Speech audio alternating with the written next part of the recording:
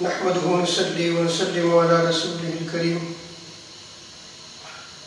أما بعد فأعوذ بالله من الشيطان الرجيم بسم الله الرحمن الرحيم قال الله تبارك وتعالى في القرآن المجيد لا تحزن إن الله معنا صدق الله مولانا العظيم ولا يصلي وسلم دائما أبدا على حبيبك خير الخلق كلهم رب تعالیٰ کا میں پائے لطف و کرم اور احسان عظیم ہے کہ جس نے ہمیں اس جمعہ مبارک کی عظیم اور بابرکت محفل میں اکٹھے ہونے کی توفیق عطا فرمائی اور سب سے بڑھ کر یہ کہ ہمیں دولت ایمان سے بہرمند فرمایا۔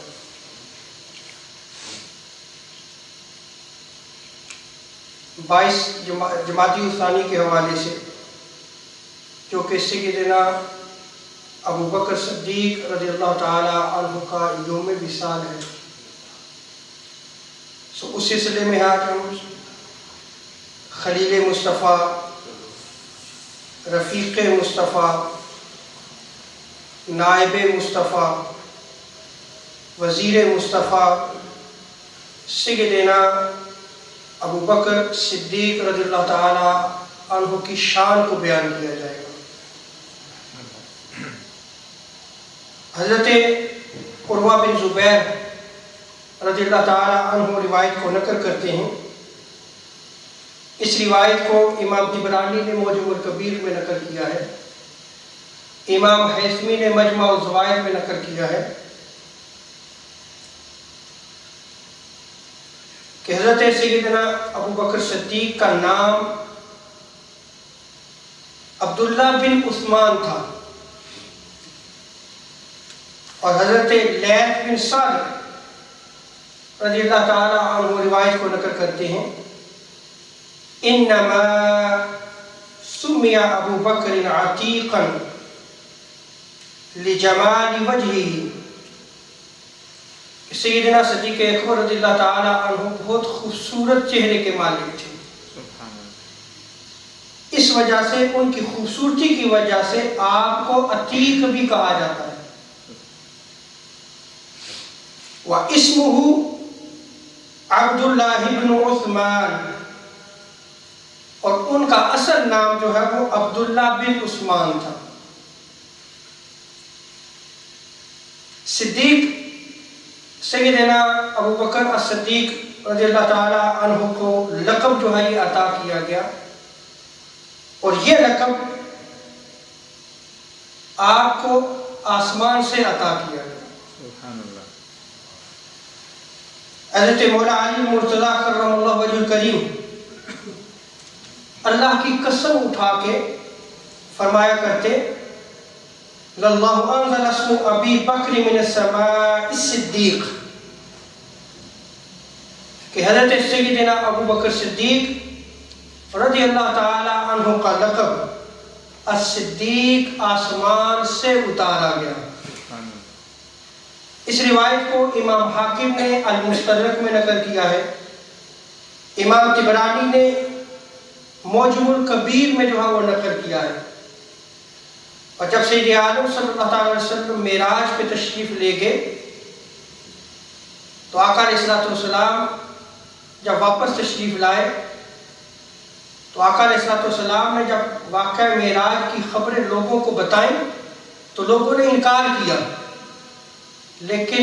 سیدنا صدیق اکبر رضی اللہ تعالی عنہ نے ان باتوں کو جھٹلایا نہیں بلکہ تصدیق کی کہ میرے آقا جو کہتے ہیں وہ سب صحیح ہے، اس لیے آپ کو صدیق کا لقب عطا کیا گیا۔ حضرت ابو بکر صدیق رضی اللہ تعالی عنہ کے مناقب میں یہ بھی ہے اور یہ خاصیت ہے سیدنا صدیق اکبر رضی اللہ تعالی عنہ کی کہ ان کے والدین، ان کی اولاد اور ان کے پوتے سب مسلمان اور صحابی ہیں۔ یعنی آپ دیکھ رہے کتنی نسلیں مسلمان بھی ہوئی اور درجہ صحابیت پر بھی فائز ہوئی۔ اس روایت کو امام عبد البر نے الاستیاب میں نقل کیا ہے سیدنا ابو بکر صدیق رضی اللہ تعالیٰ عنہ کے والد گرامی کا نام ابو قحافہ عثمان بن عامر، جو مکہ کے بااثر لوگوں میں سے تھے اور نہایت معمر یعنی بہت بوڑھے ہو چکے تھے۔ حضرت ابو قحافہ نے فتح مکہ تک اپنے آبائی مذہب کو نہیں چھوڑا، وہ بڑے پکے تھے، لیکن فتح مکہ کے بعد جب آقا علیہ السلام مسجد میں تشریف فرما تھے تو حضرت ابو قحافہ اپنے بیٹے سیدنا ابو بکر صدیق رضی اللہ تعالیٰ عنہ کے ساتھ بارگاہ مصطفیٰ صلی اللہ علیہ وسلم میں حاضر ہوئے۔ چونکہ اس وقت آپ بہت بوڑھے ہو چکے تھے تو آقا علیہ السلام نے عذرائے شفقت فرمایا کہ اے ابو بکر، آپ نے انہیں کیوں تکلیف دی ہے، میں خود آ جاتا۔ اب یہاں پہ ہمارے لیے ایک درس ہے کہ جو معمر ہو جائے، بوڑھا ہو جائے، جس کی عمر بہت زیادہ ہو، اس کو رسپیکٹ دینی چاہیے۔ جیسے آقا علیہ السلام نے حضرت سیدنا صدیق اکبر کے والد گرامی کے حوالے سے جب بارگاہ مصطفیٰ میں آئے، آپ نے فرمایا میں خود چلا جاتا، آپ انہیں کیوں تکلیف دی گئی انہیں؟ تو سید عالم صلی اللہ علیہ وسلم نے اپنا دست مبارک حضرت ابو قحافہ کے سینے پہ رکھا۔ جب سینے پہ دست مبارک رکھا تو اسی وقت انہوں نے اسلام کو قبول کر لیا۔ یہ آقا علیہ السلام کے دست مبارک کی برکت تھی کہ انہوں نے جو ہے وہ دولت اسلام کو قبول کیا۔ اس روایت کو امام ابن حجر اسقلانی نے الاصابہ میں نقل کیا ہے۔ امام بخاری نے باقاعدہ ایک باب قائم کیا ہے، فضل ابی بکر بعد نبی صلی اللہ علیہ وسلم، یعنی آقا علیہ السلام کے بعد سب سے افضل جو ہے وہ سیدنا صدیق اکبر رضی اللہ تعالیٰ عنہ۔ یہ باقاعدہ امام بخاری نے چیپٹر قائم کیا ہے۔ اور حضور علیہ السلام کے زمانہ اقدس کے حوالے سے حضرت سیدنا عبداللہ بن عمر کی روایت کو امام بخاری نے نقل کیا ہے۔ عن ابن عمر قال كنا نخير بين الناس في زمن النبي صلى الله عليه وسلم فنخير أبا بكر ثم عمر بن الخطاب ثم عثمان بن عفان رضی اللہ عنہ، کہ ہم تاجدار کائنات صلی اللہ علیہ وسلم کے زمانہ اقدس میں صحابہ کے درمیان جب کسی کو ترجیح دیتے تو سب پر ترجیح جو ہے، سب پر فضیلت جو ہے وہ سیدنا صدیق اکبر رضی اللہ تعالیٰ عنہ کو دیا کرتے تھے۔ یہ کون بیان کرتا ہے؟ حضرت عبداللہ ابن عمر رضی اللہ تعالیٰ عنہ۔ اور سیدنا صدیق اکبر کے بعد پھر ہم فضیلت دیا کرتے تھے سیدنا عمر فاروق رضی اللہ تعالیٰ عنہ، اور پھر جو ہے وہ سیدنا عثمان غنی رضی اللہ تعالیٰ عنہ کو۔ اور اہل سنت جو ہے وہ ان کا موقف بھی یہی ہے کہ آقا علیہ السلام کے بعد سب سے افضل سیدنا صدیق اکبر، اس کے بعد سیدنا عمر فاروق رضی اللہ تعالیٰ عنہ، اس کے بعد حضرت عثمان غنی رضی اللہ تعالیٰ عنہ، اس کے بعد حضرت مولا علی المرتضی کرم اللہ وجہ الکریم رضوان اللہ تعالیٰ علیہم اجمعین۔ یہ جو بخاری کی روایت نقل کی ہے، اس روایت کو امام ابو داؤد نے اپنی سنن میں بھی نقل کیا ہے۔ حضرت عبداللہ بن سلمہ روایت نقل کرتے ہیں۔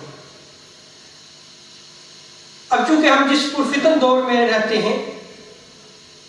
تو اس میں جو ہے وہ جب کسی صحابی کی فضیلت کو بیان کیا جاتا ہے تو فوراً تقابل کیا جاتا ہے، لیکن میں یہ جو روایت نقل کر رہا ہوں یہ حضرت مولا علی کرم اللہ وجہ الکریم کا قول ہے کہ وہ سیدنا صدیق اکبر رضی اللہ تعالیٰ عنہ کو کس نگاہ سے دیکھا کرتے تھے۔ یہ جو روایت ہے اس کو ابن ماجہ میں، مسند احمد بن حنبل میں، امام ابو نعیم نے حلیۃ الاولیاء میں،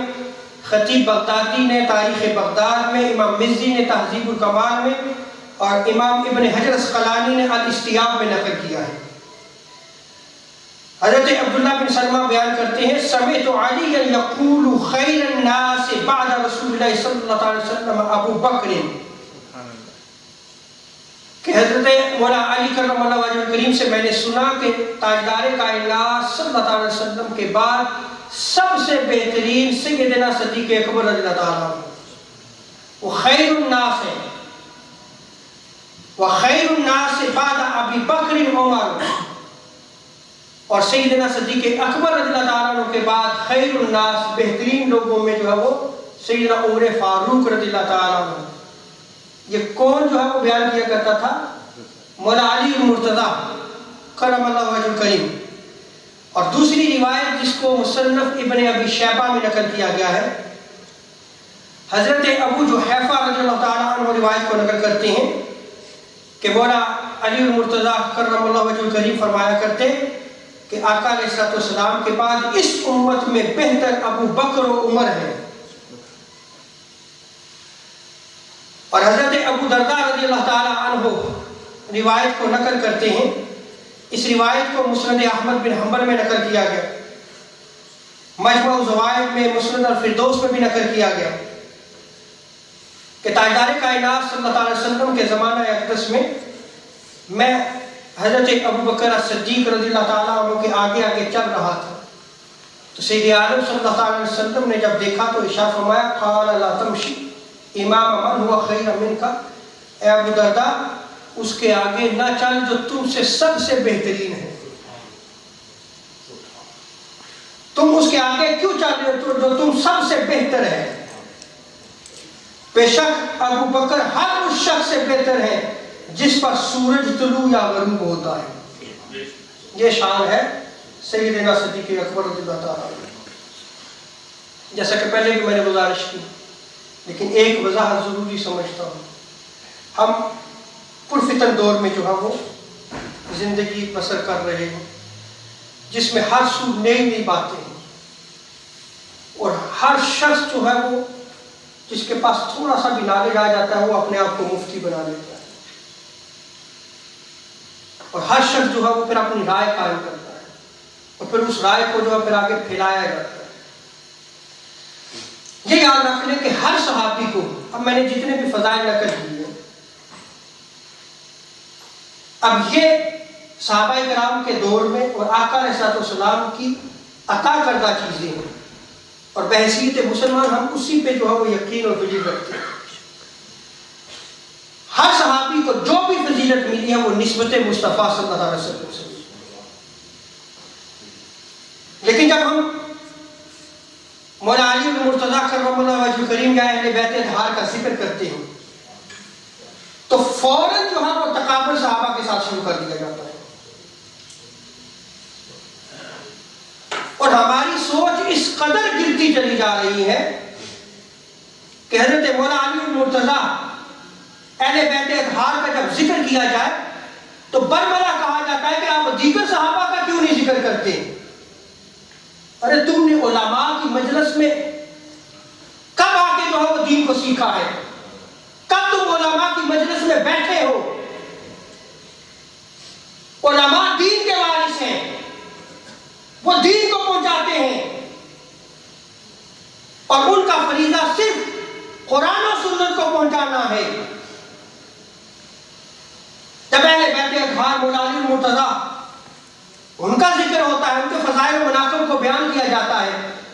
تو ذہن میں یہ کیوں سوال اٹھتا ہے کہ دیگر صحابہ کے ساتھ جو ہے وہ آپ زیادتی کر رہے ہیں؟ یہ تقابل کیوں پیدا ہو رہا ہے؟ یہ تقابل اس پرفتن دور کی پیداوار ہے، اور جب ہم صحابہ کی شان کو بیان کرتے ہیں، سیدنا صدیق اکبر رضی اللہ تعالیٰ عنہ کی فضیلت کو بیان کرتے ہیں، تو پھر دوسری طرف پھر ایک اور انتہا اٹھتی ہے، اور وہ جو ہے اہل بیت اطہار کے مقابل میں جو پھر ان کو لے آتے ہیں۔ ہمارا عقیدہ کیا ہونا چاہیے؟ یہ یاد رکھ لیں کہ حضرت مولا علی المرتضیٰ اور تمام اہل بیت اطہار کے فضائل، مناقب، روحانی کمالات، نسبت قرابت، یعنی وہ خون رسول، وہ جو قریبی رشتہ آقا علیہ السلام کے ساتھ ہے، اور شان ولایت یہ بھی حق ہے، کوئی اس کا انکار نہیں دیا جا سکتا۔ اور اسی طرح تمام صحابہ کرام کے فضائل و مناقب، روحانی کمالات، فرائض خلافت، دین اسلام کی اقامت، خدمت دین بھی حق ہے۔ ہم کیوں تقابل کرتے ہیں؟ ہمیں کس نے رائٹ دیا ہے تقابل کرنے؟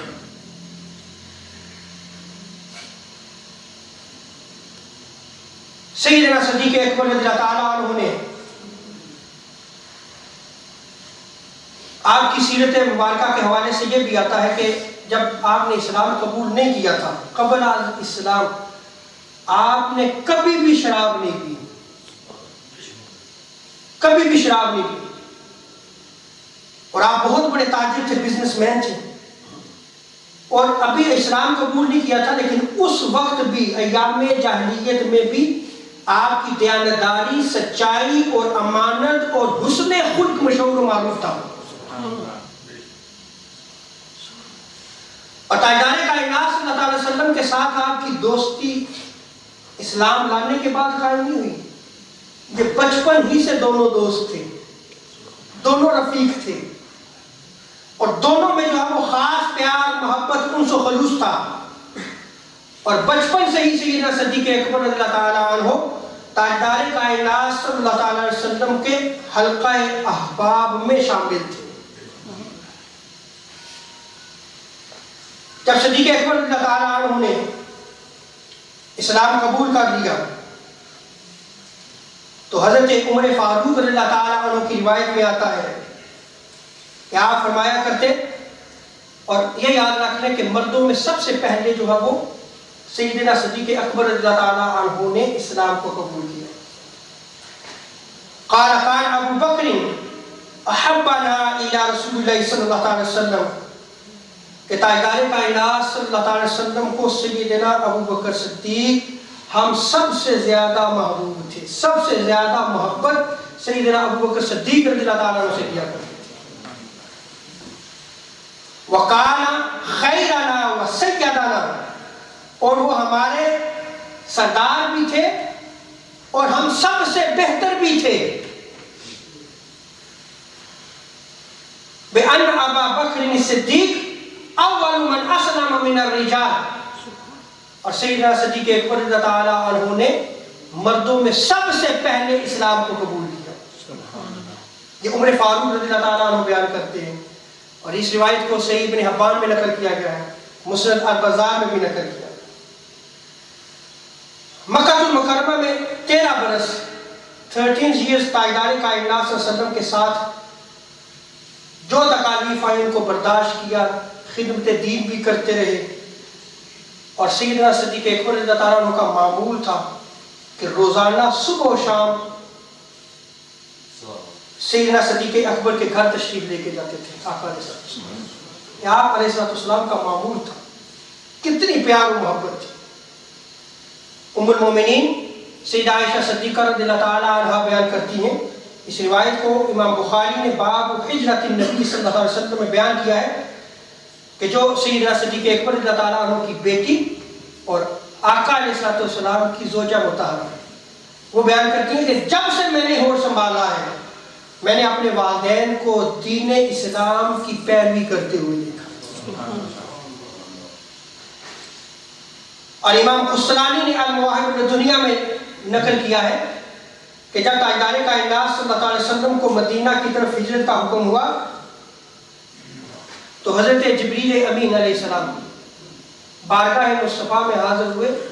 اور حاضر ہو کے عرض کرنے لگے، یا رسول اللہ، اللہ تبارک و تعالیٰ کی طرف سے حکم ہے کہ آپ اس مکہ کو چھوڑ کر مدینہ چلے گئے،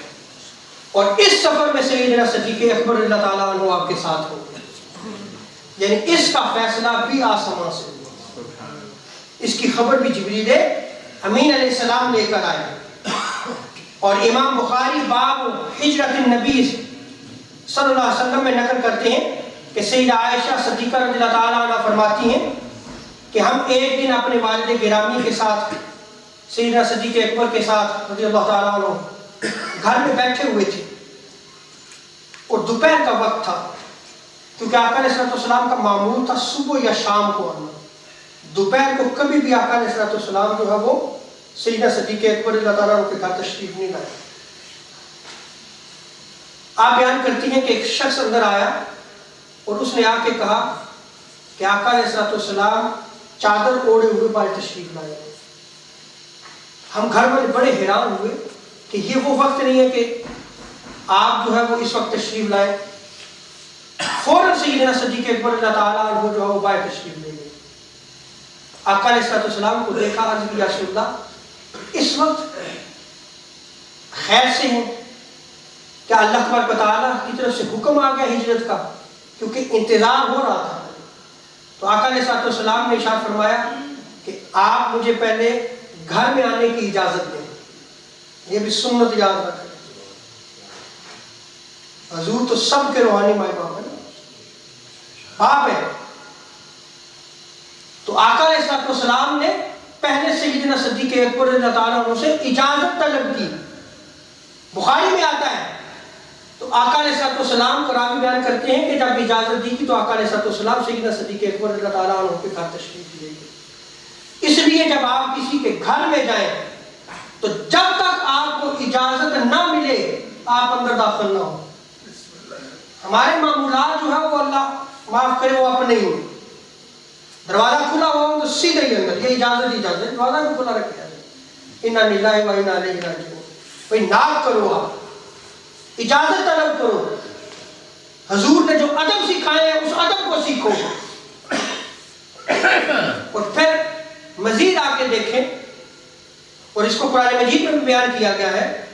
کہ جب اولاد جوان ہو جاتی ہے تو وہ اپنے والدین کے کمرے میں جو ہے بلا اجازت نہیں آ سکتے، وہ بھی اجازت طلب کر کے آئیں گے۔ اور کون سکھائے یہ ساری چیزیں؟ تو تاجدار کائنات صلی اللہ تعالیٰ علیہ وسلم جب اندر تشریف لائے تو آقا علیہ السلام نے پوچھا کہ گھر میں کوئی بندہ تو نہیں ہے؟ تو سیدنا صدیق اکبر رضی اللہ تعالیٰ عنہ نے عرض کیا رسول اللہ صرف آپ کے اہل ہی موجود ہے اور کوئی نہیں۔ پھر آقا علیہ السلام نے خبر دی کہ رب تعالیٰ نے حکم دیا کہ آپ اس مکہ کو چھوڑ کر مدینہ کی طرف ہجرت کریں۔ امام قسطلانی رحمۃ اللہ تعالیٰ علیہ المواہب الدنیا میں نقل کرتے ہیں کہ دوران ہجرت جب ہجرت کا آغاز ہوا تو غار سور میں جو ہے وہ آگ کا سٹے ہوا تھا، اور آپ کو پتا کہ کفار اسی وقت جو ہے وہ آگ کے پیچھے لگ۔ امام قسطلانی جو ہے وہ فرماتے ہیں کہ جب آقا علیہ السلام سیدنا صدیق اکبر کے ساتھ اس غار میں تشریف لے گئے تو 3 معجزات ظاہر ہوئے۔ ایک وہاں درخت اگایا، دوسرا مکڑی نے جالا بنا دیا، تیسرا ایک کبوتر اور ایک کبوتری نے انڈے دے دیے۔ یہ تینوں معجزات اس وقت ظاہر ہوئی، اور آگے امام قسطلانی فرماتے ہیں کہ حرم مکہ میں آج جو آپ کبوتر دیکھتے ہیں یہ اسی کی نسل سے ہیں، اسی کی نسل سے ہیں۔ امام قسطلانی نے بیان کیا۔ آقا علیہ السلام جب غار میں داخل ہونے لگے تو سیدنا صدیق اکبر رضی اللہ تعالیٰ عنہ نے گزارش کی، یا رسول اللہ سب سے پہلے میں جاؤں۔ آپ اندر گئے، اپنے کپڑے کو پھاڑا، سوراخوں کو بند کیا، لیکن ایک سوراخ بچ گیا۔ آقا علیہ السلام سے گزارش کی کہ یا رسول اللہ آپ اندر تشریف لے آئیے۔ جب آقا علیہ السلام اندر تشریف لے آئے تو سیدنا صدیق اکبر رضی اللہ تعالیٰ عنہ کی گود تھی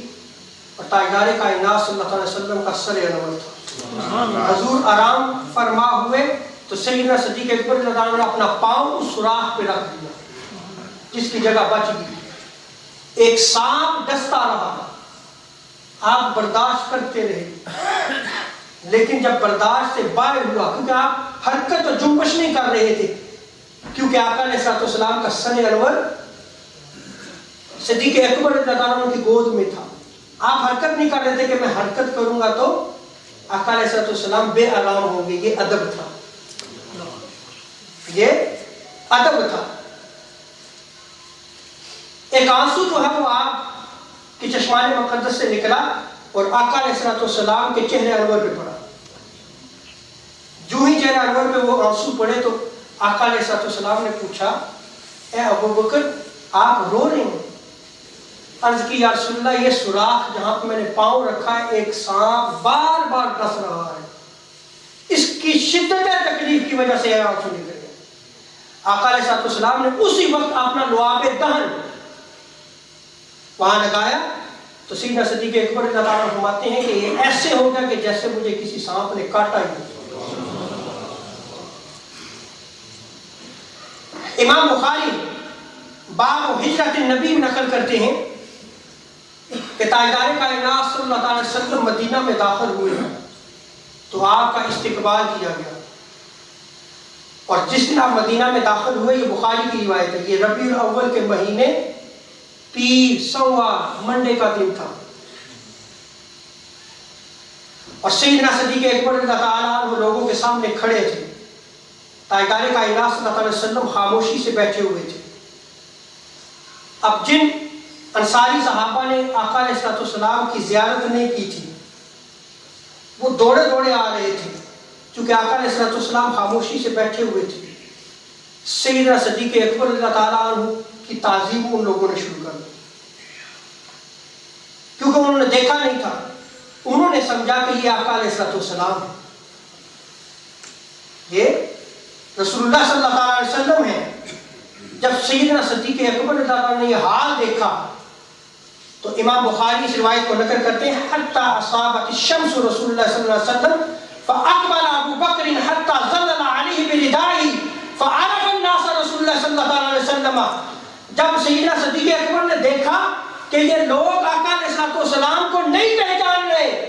تو انہوں نے کیا کیا کہ انہوں نے اپنی چادر سے جو ہے وہ سایہ کر دیا کہ میں غلام ہوں، یہ آقا ہے۔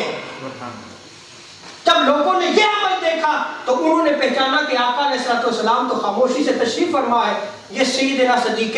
اکبر رضی اللہ تعالیٰ عنہ ہے۔ اور ابن حجر اسقلانی رحمۃ اللہ تعالیٰ علیہ فتح الباری میں فرماتے ہیں کہ جو انصار حضرت سیدنا صدیق اکبر کی تعظیم کر رہے تھے، ان کو سلام کر رہے تھے، وہ تاجدار کائنات صلی اللہ علیہ وسلم کو نہیں پہچانتے تھے۔ انہوں نے حضرت ابوبکر صدیق کے متعلق یہ گمان کیا کہ یہ رسول اللہ صلی اللہ علیہ وسلم ہے۔ جب سیدنا صدیق اکبر رضی اللہ تعالیٰ عنہ نے اپنی چادر سے سایہ کیا تو تب پہچانا کہ یہ آقا ہے اور یہ غلام ہے۔ اور آگے آپ امام ابن اسحاق کی روایت کو نقل کرتے ہیں کہ تاجدار کائنات صلی اللہ تعالیٰ علیہ وسلم اور حضرت ابوبکر صدیق رضی اللہ تعالیٰ عنہ دونوں سائے میں تشریف لائے،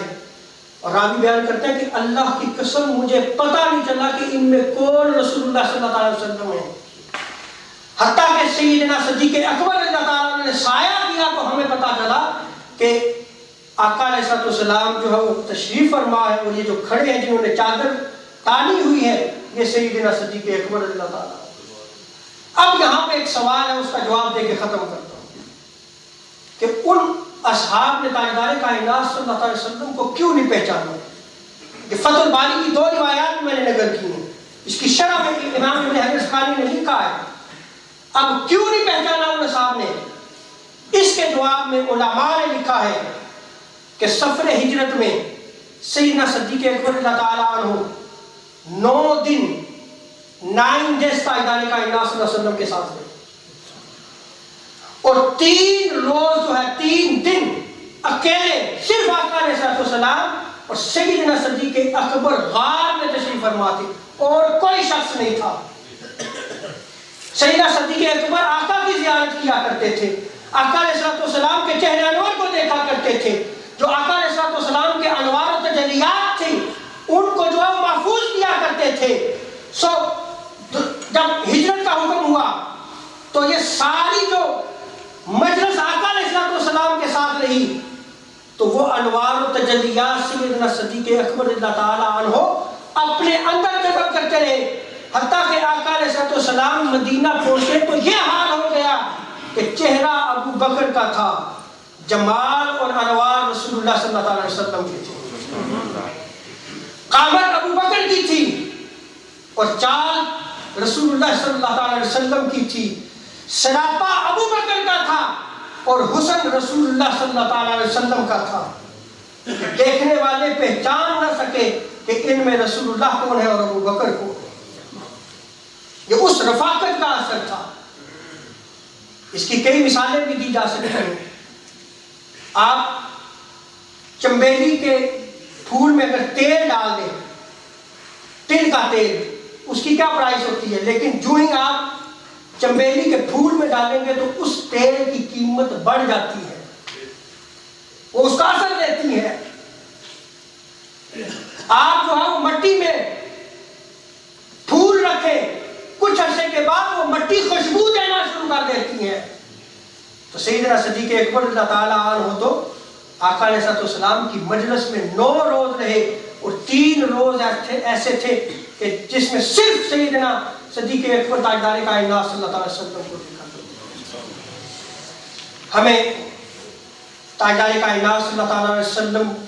کہ اس پیارے صحابی کی خدمات کو یاد رکھنا چاہیے، چونکہ 22 جمادی الثانی آپ کا یوم وصال ہے، یوم سیدنا صدیق اکبر ہے۔ اس حوالے سے آج میرا یہ موضوع گفتگو تھا۔ رب تعالیٰ ہمیں تمام صحابہ کرام کی محبت، ادب، تعظیم کی دولت عظیم عطا فرمائے، اور اہل بیت اطہار کی محبت بھی عطا فرمائے۔ وما علینا الا البلاغ المبین۔